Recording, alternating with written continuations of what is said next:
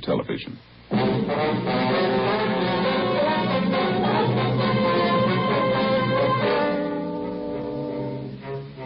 You're a detective sergeant. You're assigned a homicide detail. A woman reports the disappearance of her 30-year-old brother. He's been missing for only 2 days, but the manner of his disappearance was sudden, out of the ordinary. Your job? Investigate. Fatima, America's first, largest-selling blended cigarette. Fatima. Now, best of all, king-size cigarettes. Prove it yourself today. Compare Fatima with the king-size cigarette you're now smoking. 1. Fatima's length filters the smoke 85 millimeters for your protection. 2. Fatima's length cools the smoke for your protection. 3. Fatima's length gives you those extra puffs, 21% longer than standard cigarette size. And in Fatima, you get an extra mild and soothing smoke, plus the added protection of Fatima quality. Definitely the best quality in its class, but the same price as the cigarette you're now smoking. Buy Fatima in the bright sunny yellow pack. Best of all, king-size cigarettes.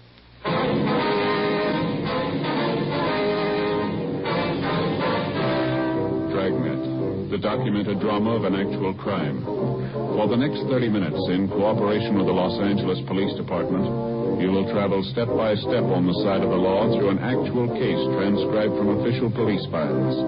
From beginning to end, from crime to punishment, Dragnet is the story of your police force in action.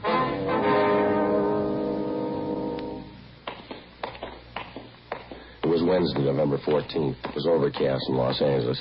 We were working the day watch out of homicide detail. My partner's Ed Jacobs. The boss is Captain Lorman. My name's Friday. We were on the way out from the office, and it was 8:56 a.m. when we got to the S&H Paper Company on 4th Street, the rear entrance. Where do we find her, Joe? Upstairs? No, main floor. She told me we'd find her in the timekeeper's office. She said it was near the back door entrance. We couldn't miss it. Let's give a look down the corridor, huh? Maybe one of the workers can tell us. Yeah, right. Looks like some kind of an office there, doesn't it? Just beyond the time clock? Let's see. Paymaster, head timekeeper. Yeah, that's it. The door's locked, Ed. You want to rap on the pay window? Yeah. Yes? Police officers, ma'am. We have an appointment with Miss Edith Tabor. Oh, yes, officers. I'm Edith Tabor. Just a moment, please. I'll ring the buzzer. Just push on the door. All right, thank you, ma'am. Go ahead, Ed. Right. Are you the one I talked to on the phone, Sergeant Friday? Yes, ma'am, that's right. This is my partner, Sergeant Jacobs. How do you do? This is about your brother, Miss Tabor. Ralph Tabor, is that right? Yes, that's right. I know there must be something wrong. Ralph's been gone since Sunday. No one's seen him. No one's heard from him. I'm worried sick about it. Last time you saw him was on Sunday? No, I didn't actually see him. I talked to him on the phone. We made a date for dinner. Ralph and I always have dinner together Sunday nights. It's about the only time in the week we do get to see each other. I see. I believe you told me on the phone you already checked with most of his friends, the places he'd most likely be. Is that right? I've called everyone I can think of. No one's seen him. Your brother's never done anything like this before, miss? Going off without telling anyone? No, never. I'm very worried, Sergeant. Can you think of any reason at all why he'd want to disappear of his own free will, I mean? No. No reason in the world for it. He seemed perfectly all right when I talked to him on the phone Sunday. Everything was fine. We made a date for the movies Tuesday night. That was for last night. Picture downtown we wanted to see. He made a special point of it. I just know something must have happened. Mm-hmm. I gather you know most of your brother's friends. You've kept in fairly close touch with him, have you? Yes, we get together at least once a week, as I say. I'm 4 years older than Ralph. I've looked after him since we were kids. We've always been together, the last 5 or 6 years especially, ever since Mama died. Your brother in a pretty stable mental condition, was he? No financial worries, nothing of that kind? No, sir, nothing I know about. I'd like to double-check this information that you gave me on the phone, Miss Tabor. Mm-hmm. The name and address and his description. Yes, all right? sir. Mm-hmm. The full name, Ralph Lawrence Tabor, 14316 Almaden Street, male, white American, occupation, interior decorator. Is that it? Yes, that's right. Height, 5'11", 155 pounds, dark blonde hair, gray eyes, fair complexion, birthmark on left side of neck. Yes, that's all correct. Your brother in the habit of carrying large sums of money around with him, do you know? No, not that I know of. He has a good job. He's not getting rich at it, though. I don't think I've ever seen Ralph with more than $20, $30 on him at a time. Mm-hmm. Who was the last person to see him, miss? You any idea? Well, I talked to Ralph's landlady. She told me she saw Ralph and this friend of his, Andy Howard, going into Ralph's apartment. That was about 6 o'clock Sunday night. Ralph was supposed to meet me at 7:30. Never showed up. Now, this friend of your brother's, Miss Tabor, this Andy Howard, are you acquainted with him? Yes, but I don't know him too well. I only met him 2 or 3 times. He lives in the apartment house next door to Ralph's, so the two of them were friends in the Navy together during the war. Good friends. You tried to get in touch with this Andy Howard? Yes. I called Ralph's apartment when he didn't show up for our dinner date Sunday night. There wasn't any answer, so I looked up Andy's number in the phone book and called him. Mm-hmm. Was he at home? Yes. Tried to talk to him, but it didn't do much good. Strange. How's that? He pretended he didn't even know me. After we finished our interview with Edith Tabor, Ed Jacobs and I started out to double-check with all the known friends and associates of her brother. We talked to his employer and the people he worked with. None of them had seen him subsequent to 6 o'clock Sunday night. None of them could think of any good reason why he suddenly would want to pick up and leave his job and friends. The people he knew outside of his work told us the same thing. Nobody could explain it. Along the way, we inquired about Ralph Tabor's friend, Andy Howard. Most of the people we talked to knew him as a close friend of Tabor's. We checked at Howard's place of employment, but they told us he hadn't shown up for work since the previous Friday. We drove to Howard's apartment, checked with the manager, and he said that Howard had moved without notice late Sunday night. We crossed over to the apartment house next door, where Tabor lived, and talked to the landlady, a Mrs. Higbee. She corroborated the story we'd gotten from Tabor's sister that Andy Howard was last seen entering Tabor's apartment at about 6 o'clock Sunday night. Tabor was with him. Mrs. Higbee was sure of that. She showed us up to the 3rd floor to Ralph Tabor's apartment. The 2 rooms and the adjoining kitchenette were immaculate. There wasn't a thing out of place. Neat as a pin, Joe. Not a thing out of order. Yeah, it's the same in the bedroom. Say, Mrs. Higbee. Yes, Sergeant. Do you provide maid service with the apartments here? No, we don't. We've been thinking about it, though.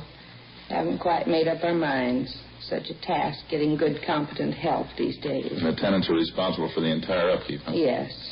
Everything but painting, wallpapering, things like that. Doesn't Mr. Tabor keep things spotless? Just spotless? Yes, ma'am. There's just one thing I wanted to ask you about. It's over here by the window. Yes. Now, this wire here. Apparently an aerial connection for a television set. Looks like... Yes. Mr. Tabor does have a television. Why? Well, I don't notice a set anywhere in the apartment. Would you happen to recall if he sent it out for repairs, anything like that? No, not that I know of. Besides, this doesn't seem like Mr. Tabor at all. How do you mean, Miss Higbee? Well, he's always so neat, fastidious. The end of that wire there looks like it was torn off the connection, doesn't it? Along the windowsill, too. Isn't that terrible? Fasteners for the wire ripped right out of the woodwork. That certainly doesn't seem like Mr. Tabor. Mm-hmm. Anyone else besides him have access to this apartment, ma'am? No one that I know of. No one besides myself. I mean, I have duplicate keys to all the apartments. Oh, I just happened to think. Yes, ma'am? If a repairman did move the set out, it's possible my houseboy might know about it. Sam, that's my houseboy. How would he know about it? Well, it's a rule of the house. All furniture, heavy things like that, they have to be taken down in the freight elevator. It opens right onto the alley in the back of the building. It's very handy. Yes, ma'am. Sam's the only one who operates that elevator. That's why I say it's possible he might know about it. Would you like to have me ask him? I wonder if you would, please. Well, surely. It won't take but a minute, and I'll be right back. Thank you, Miss Higgins. Joe, you want to have a look over here? Yeah. What do you got? This wall bed here. I tried to pull it down. It's stuck. Mm-hmm. Stand right here. Oh, over here. See if you notice anything. Yeah, I do. You want to give me a hand? See if we can't get the bed down? Yeah. Push in on your side there. Okay. That's it. Okay. It's coming down now. Good Lord. Yeah. Tabor, you think? Well, the description seems to fit. Beaten to death, looks like, doesn't it? Something sticking out under the bed covers there. Yeah, it's a claw hammer. Stains all over it. Vicious. Guess the killer wanted to make sure. It's one of the worst I've seen. Feel sorry for the sister. She was pretty close to him. It's going to be tough on her. No tougher than it was for him. 2:38 p.m. We phoned the office, told them what we'd found, and then we put in a call for Lieutenant Lee Jones and the crime lab crew. While we were waiting, we questioned the landlady again, Mrs. Higbee. She said her houseman, Sam, told her he knew nothing about a television set being moved out of Ralph Tabor's apartment. However, it was possible somebody could have taken the set down in the main elevator late at night without being seen. Mrs. Higbee also told us that Tabor had a car. We checked the apartment garage, but it was gone. All Mrs. Higbee could tell us was that it was a late model car and that Tabor often loaned it to his friend, Andy Howard. Sergeants Al Shambra and Joe LaMonica from Homicide arrived, and together the four of us interviewed the employees and the tenants in the apartment building. They gave us little or nothing at all. A few minutes before 3 p.m., the crime lab crew showed up and started their preliminary investigation. We put in a call for the coroner. From the obvious lack of fingerprints in usual places around the apartment, it was apparent that the murderer had taken great precautions to cover his tracks. 3:35 p.m. The deputy coroner arrived, and after the preliminary investigation was finished, the body was removed to the county morgue. Ed and I went back to the office, checked our DMV, and got out on all points on Tabor's car, and also on the friend he was last seen with, Andy Howard. R&I turned up a single entry for Howard's criminal record, a drunk driving charge. 5:20 p.m., we met with Edith Tabor and broke the news of her brother's death. When she recovered from the shock, we interviewed her briefly. It was Andy Howard. I know it was him. It had to be. Why do you say that, Miss Tabor? There's something about this man Howard you haven't told us? He's no good, Sergeant. He's no good at all. That's what I've been afraid of. I've been afraid of it right along. Well, just how do you mean, ma'am? He's no good. He's a tramp, a bum. Won't get a job. He's been living off my brother. He isn't normal. There's something wrong with him. Well, how is it your brother put up with him? Well, I told you he and Ralph were friends in the Navy. He did a big favor for Ralph once. He's been living off it ever since. Taking his clothes, borrowing his car, money, never paying it back. Why do you think you killed your brother, miss? I just know it, that's all. He did it. Did he ever fight with your brother? Would you happen to know? Did he ever threaten him? They had a big fight one night, about 2 weeks ago, I think. Andy kept sponging until Ralph got good and sick of it. Told Andy to go out and get a job. That's when the fight started. You saw it, did you? Ralph told me about it. Fist fight in the alley back of the apartment. Ralph knocked Andy down. Andy said he'd never forget it. He'd pay Ralph back. A couple of days after that, my brother said the two of them made up. Everything was all right. Ralph should have known better. He should have known better. Just a few more questions, Miss Tabor. Can you tell us anything about Andy Howard's background, where he's from, who his friends are, places he usually goes? No. I didn't know much about him. He's from the South, I think, Alabama. Ralph's friends can tell you more about him than I can. All right. Had you heard anything lately about Howard planning to move out of his apartment? Nothing. When I heard that he did move and Ralph was missing, I knew something was wrong. That's why I called you. If I'd only known before. Poor Ralph, if I only knew. Well, I'll try to take it easy, ma'am. We'll arrange for a car to drive you home, all right?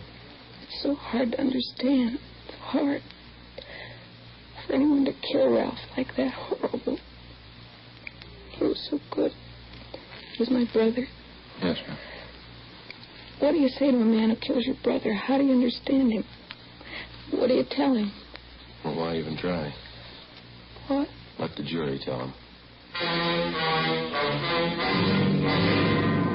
Before we had the victim's sister, Edith Tabor, driven to her home, we asked her about the television set in her brother's apartment, but she was unable to explain its absence.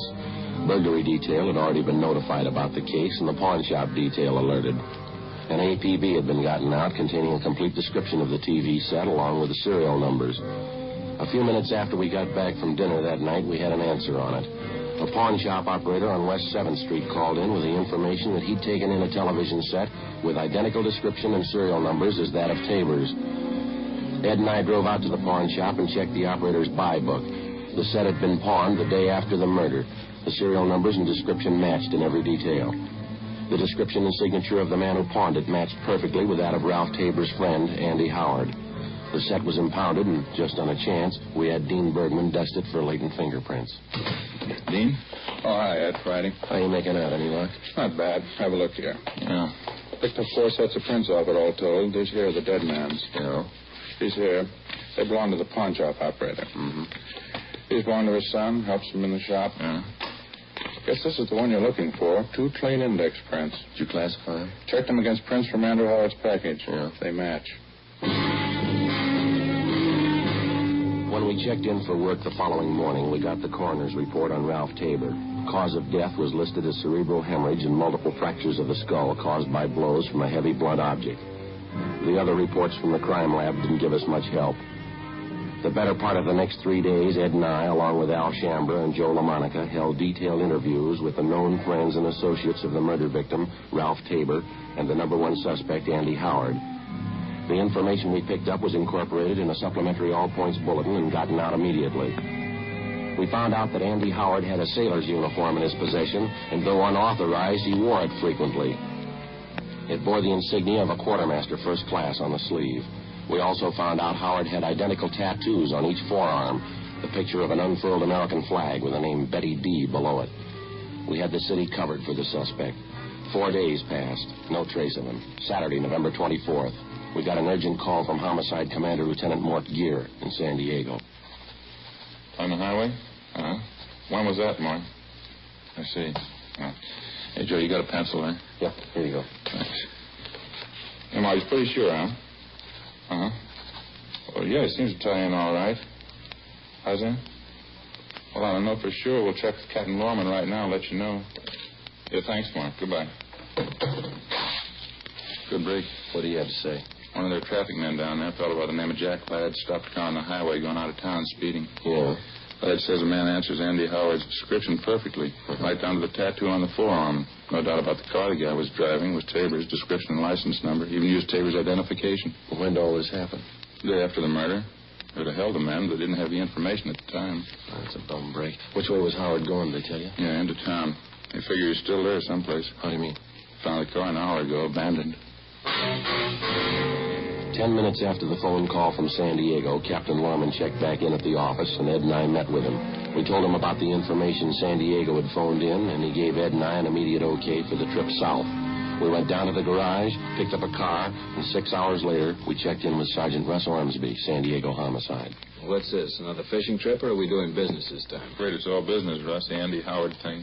Mark Gear around? No, I won't be back till later. I can brief you on it, though. McGuire and I have been working it on this end. Well, how about Tabor's car? You still got it staked out? Yeah, no nibbles yet. What do you figure? If nothing happens, pull it in tomorrow, process it for prints? Yeah. We've had something warmer than that since Mort Gear called you. It looks pretty good. Yeah, what do you got? Only came up with it a couple of hours ago.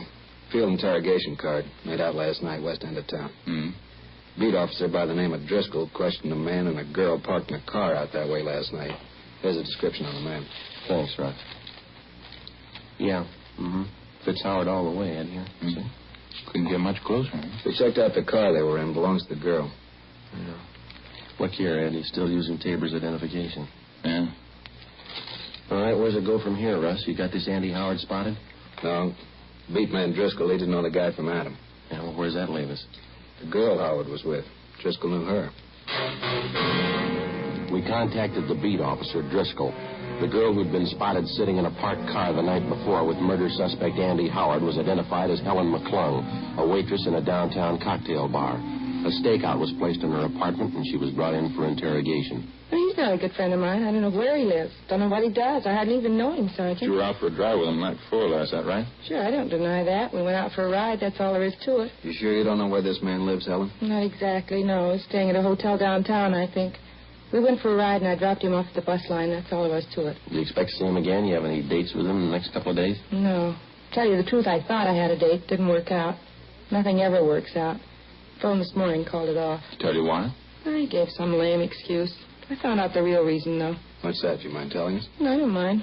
Got a date with my girlfriend instead. Claire Peterson. Burn me up a little, but I don't mind. Well, where's your girlfriend live, Helen? You mean Claire? Out on Rose Avenue, 1500 block. I'm not sure, though. Is he going to pick her up there? I guess so. Why? When's the date for, do you know? Yeah, tomorrow night.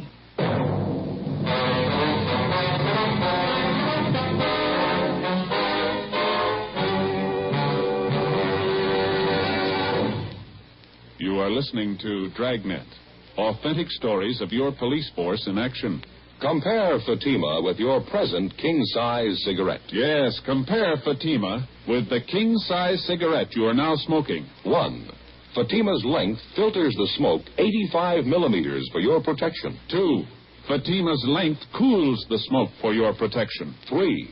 Fatima's length gives you those extra puffs, 21% longer than standard cigarette size. And in Fatima, you get an extra mild and soothing smoke, plus the added protection of Fatima quality. Friends, to show our confidence in Fatima, to convince you quickly, dramatically, that Fatima is the best of all king-size cigarettes, we make this money-back guarantee. Buy a pack of Fatimas. Enjoy Fatima quality, extra mildness, and superbly blended tobaccos. If you're not convinced Fatima is better than the king-size cigarette you're now smoking, just return the pack and the unsmoked Fatimas before April 1st, and we'll give you your money back plus postage. Fatima, Box 37, New York 1. Remember, each king-size Fatima gives you an extra mild and soothing smoke, plus the added protection of Fatima quality. Switch to Fatima today. Best of all king-size cigarettes.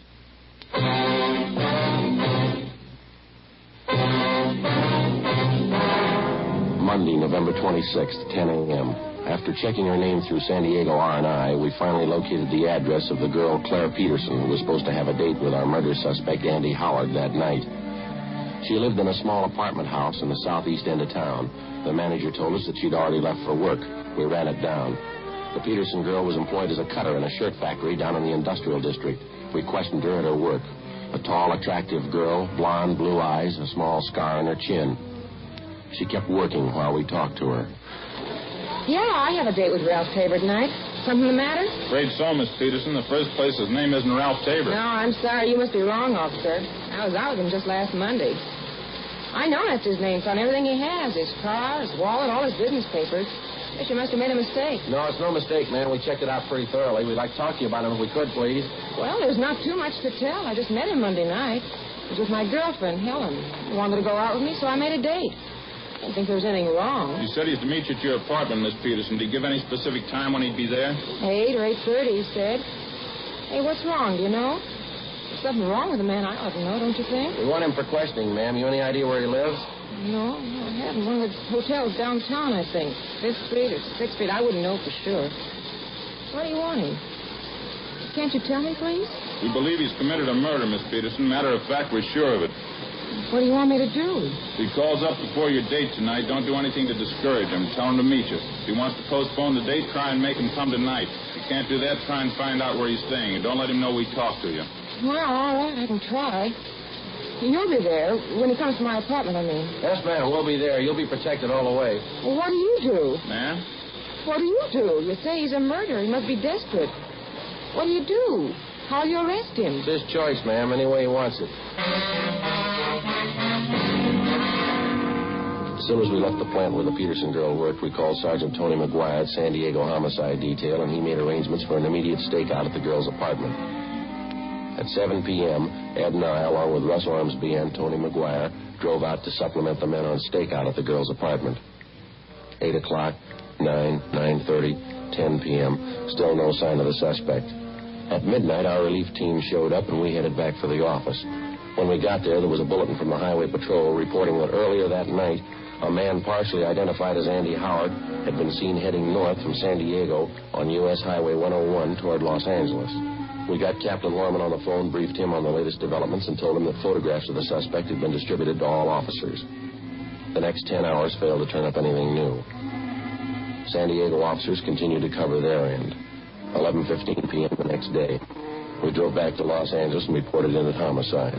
There was a note in the book from Lorman asking us to check in early the following morning, so Ed and I signed out and went home to get some sleep. The next morning, 1:45 a.m.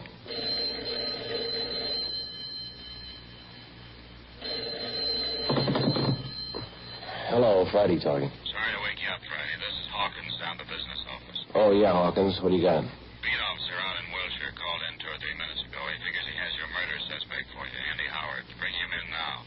Well, what about identification? He checked that over? No identification. He's wearing a sailor's uniform. What about insignia, his rating? Quartermaster first class. After I hung up, I phoned Ed, got him out of bed, and the two of us drove down to the office where we picked up the suspect and took him to the interrogation room. During the interrogation, we found a wallet concealed on his person. It contained a driver's license, credit card, half a dozen other means of identification. All of them were made out to Ralph Tabor. After an hour of questioning, he'd still admit nothing. He sat hunched over in his chair, tearing an old envelope into small pieces and dropping them on the floor in front of him. This will make the 10th time I told you. I don't know what happened to Ralph. I didn't take his car or his television set. I didn't leave the city. I wasn't in San Diego last week. Now, if you don't believe me, you prove I'm lying. We didn't pull you in on the guess, Andy. We'll prove it. Do you mind telling me how? We got 3 people on their way in here right now. Ralph Tabor's sister, his landlady, a man by the name of Sims, pawn shop dealer. Mean anything to you? My word against theirs. 3-1, mister. I got the odds in their favor. Look, why don't we straighten this out once and for all? You think I killed my friend Ralph. Why? Explain it to me. Why should I kill him? Look, I wouldn't know, Andy. Maybe you'd like to tell us. His sister says he was pretty good to you. She was good to me. I guess she didn't tell you what I did for him overseas when we were in the Navy together. No, she didn't tell us. She wouldn't. Stupid women. I haven't found one of them worth anything. Frustrated. She needs a husband. That's her trouble. She claims her brother was paying the bills for you, Andy. He gave you clothes, money, his car. She says you were living off of him. Lousy woman. That's all the thanks I get for all I did for Ralph. I borrowed a few dollars, yeah. That's all. Kept throwing it up to me, him and his sister, after all I did for him. What are you trying to say, Andy? Could have been different, Ralph and me. What do you want me to say? Did you kill him? Did you kill him, Andy? You can't explain it that way. It's not as simple as that. Didn't? No, it's all mixed up together. It's complicated. It's not simple at all. I mean, with your best friend especially. It's more of a mistake. I mean, morally, I didn't mean to kill him. I just did. It was a mistake. Terrible mistake. You want to give us a statement, Howard? Stenographer will take it down.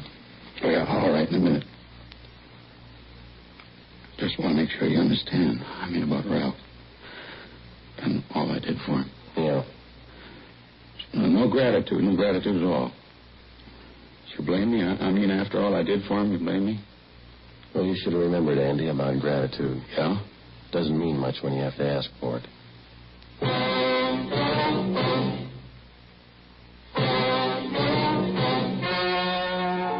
The story you have just heard was true. The names were changed to protect the innocent. On February 4th, trial was held in Superior Court, Department 89, City and County of Los Angeles, State of California. In a moment, the results of that trial. And now, here is our star, Jack Webb. Thank you, George Fenneman. Friends, you've been listening to Dragnet for the past 28 minutes. Now, it'll take you less than 28 seconds to prove that Fatima is the best of all king-size cigarettes. Just compare Fatima with the king-size cigarette you're now smoking. Fatima filters the smoke through a long distance of 85 millimeters. Fatima's length cools the smoke for your protection. Fatima's length gives you those extra puffs, 21% longer than standard cigarette size. And in Fatima, you get an extra mild and soothing smoke, plus the added protection of Fatima quality. Prove it today. Buy Fatima.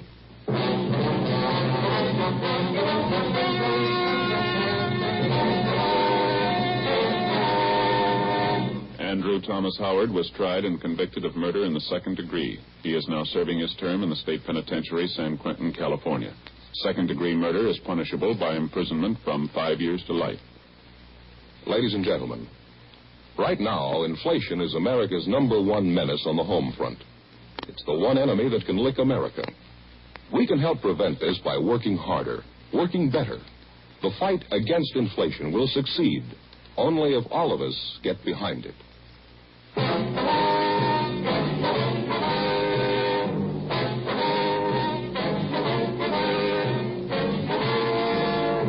have just heard Dragnet, a series of authentic cases from official files. Technical advice comes from the Office of Chief of Police W.H. Parker, Los Angeles Police Department. Heard tonight were Barney Phillips, Joyce McCluskey, and Virginia Gregg. Script by Jim Moser. Music by Walter Schumann. Hal Gibney speaking. Fatima Cigarettes, best of all king-size cigarettes, has brought you Dragnet, transcribed from Los Angeles.